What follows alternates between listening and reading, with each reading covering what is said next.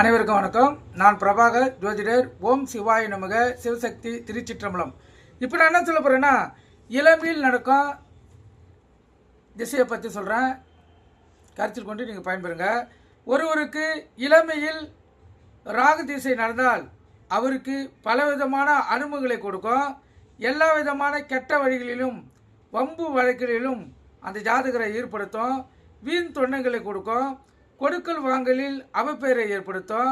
நண்பர்களோடு பகையும் விபச்சாரங்களின் தொடர்பையும் ஏற்படுத்தும். சினிமா மோகத்தையும் உண்டாக்கும். கால விரயத்தையும் ஏற்படுத்தும். கல்வியில் தொய்வு, உலக அனுபவத்தை பெற்றுத்தருதல் போன்ற அனுபவத்தை இளமையில் நடக்கும் இந்த ராகு திசை ஏற்படுத்தி தரும். அதே போல் இளமையில் நடக்கும் சனி திசை ஒருவனை நீதிமனாக்கும்.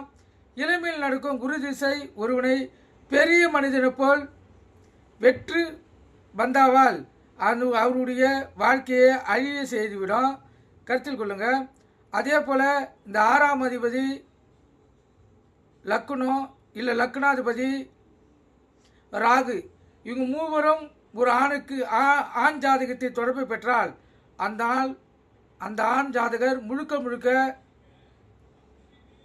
அவப்பெயர் எடுத்து ஊர் சுற்றி கொண்டு வேலை இல்லாமல் தாய் தந்தையரிடம் அவங்கள மிரட்டி இல்லை அடித்து அவங்களுடைய பணத்தை வாங்கி ஊதாரியாக செலவு செய்து போதையில் வாழும் ஆசாமியாகவே இருப்பார். இது நடைமுறை வாழ்க்கையில் பொருந்துக்கூடிய அமைப்பு. கருத்து கொண்டு பயன்பெறுங்க. நன்றி, வணக்கம், வாழ்க வளமுடன்.